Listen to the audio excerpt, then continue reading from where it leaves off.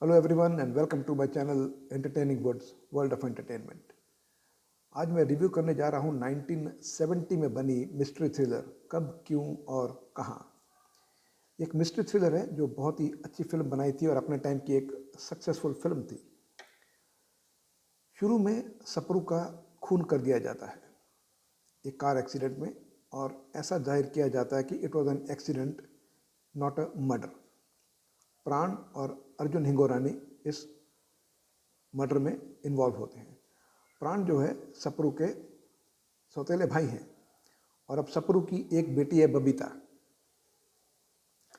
प्राण ये चाहते हैं कि अब बबीता को भी ख़त्म करके सारी जायदाद हथिया लें। तो ये प्रॉपर्टी हथियाने का केस है। धर्मेंद्र इसमें सीआईडी ऑफिसर है जिन्हें ये केस दिया जाता है कि ये एक्सीडेंट नहीं लग रहा है, इट्स अ मर्डर केस। तो आप ज़रा इस पर ध्यान दें और इस पर काम करें। Dharmendra falls in love with Babita. अब बबीता की एक सहेली है जो उसके अंकल जो है प्राण है, वो उन पर बुरी नज़र रखते हैं, हमेशा छेड़खानी करते रहते हैं। एक दिन दोनों जब खंडाला जाती हैं छुट्टी मनाने के लिए एक दिन के लिए, तो प्राण भी वहाँ पहुँच जाते हैं and he tries to rape Babita's friend. और वहाँ कोई लड़ाई झगड़ा होता है, बहस होती है, तो इसी दौरान बबीता के हाथ से गोली चल जाती है और प्राण को लगती है और प्राण मर जाते हैं। अब ये कत्ल जो हुआ है प्राण का, सिवाय बबीता और उसकी फ्रेंड के अलावा और कोई नहीं जानता है। तो उसकी फ्रेंड बोलती है काम करते हैं, इसकी लाश को डब्बे एक बॉक्स में बंद करके बाहर जाके फेंक देते हैं, कोई जानता नहीं है, हम चुप रहेंगे, किसी को पता भी नहीं चलेगा क्या हुआ है। और एक बॉक्स में उस लाश को बंद करती हैं, कार में ले जाकर पानी में फेंक देती हैं दोनों।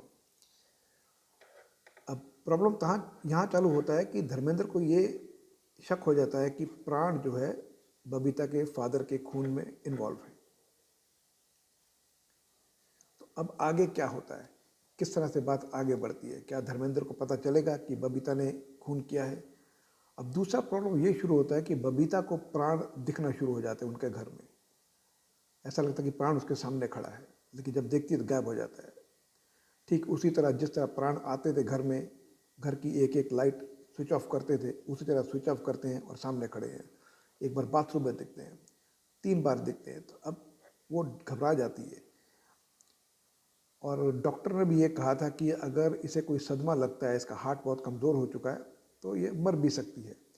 तो प्राण के पास, अब प्राण तो मर चुके हैं, अब उनकी आत्मा आती है या क्या आता है, प्राण किस तरह उसे दिखते हैं, ये भी एक सस्पेंस रखा गया है एंड तक, जो लास्ट के 15 मिनट में खुलता है, जो बहुत ही अच्छा सस्पेंस मेंटेन किया गया इस फिल्म का।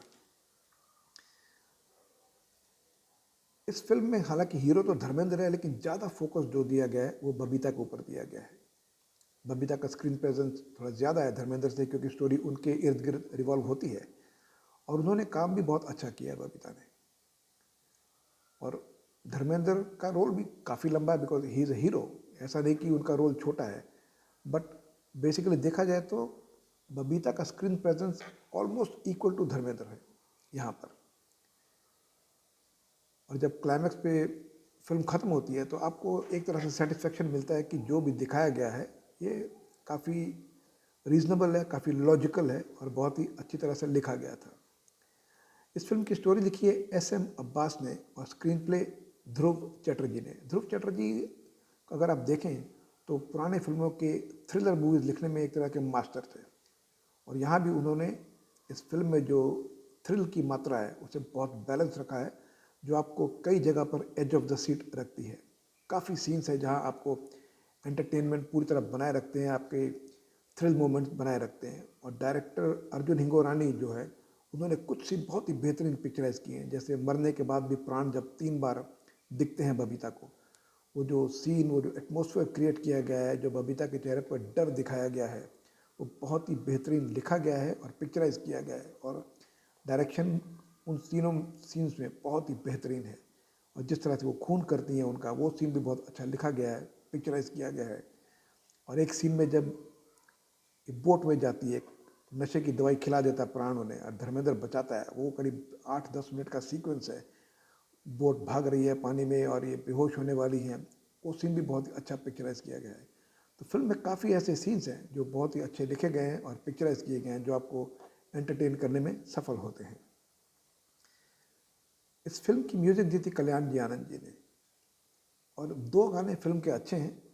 गाने अनजान और इंदिवर ने लिखे थे। हो गए तेरे हो गए, एक ये गाना अच्छा है, और दिल तो दिल है किसी दिन मचल जाएगा, ये मोहम्मद रफ़ी ने गाया था, और पहला गाना लता मंगेशकर ने गाया था।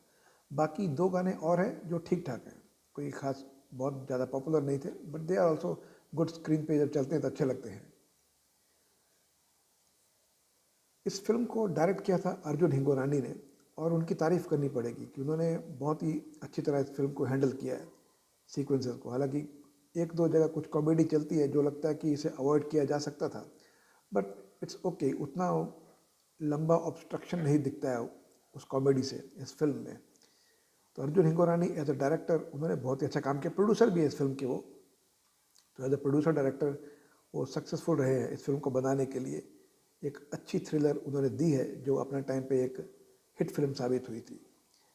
अर्जुन हिंगोरानी की एक आदत थी कि अपनी हर फिल्म में खुद को भी एक छोटा सा रोल देते थे, और यहाँ भी उन्होंने अपने आप को एक छोटा सा रोल दिया है और अपने काम को उन्होंने सक्सेसफुली निभाया है।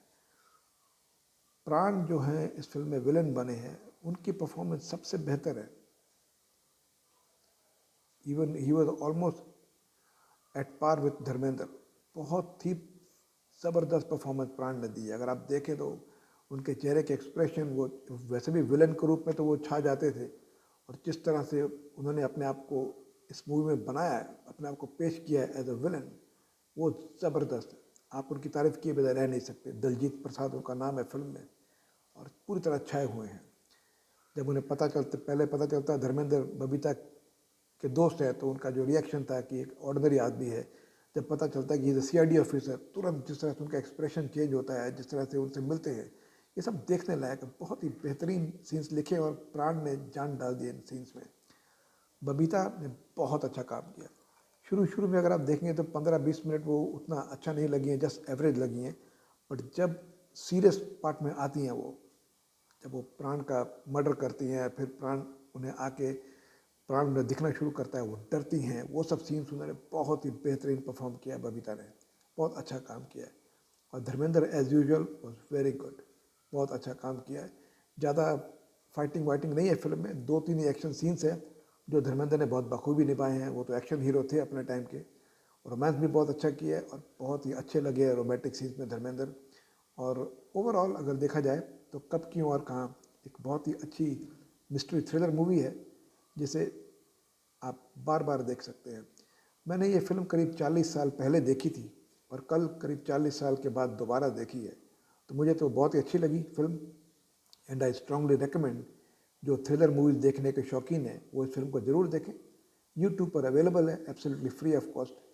मैं देता हूँ इस फिल्म को 5 में से 3.5 star. Thank you very much for watching this video, and have a great day.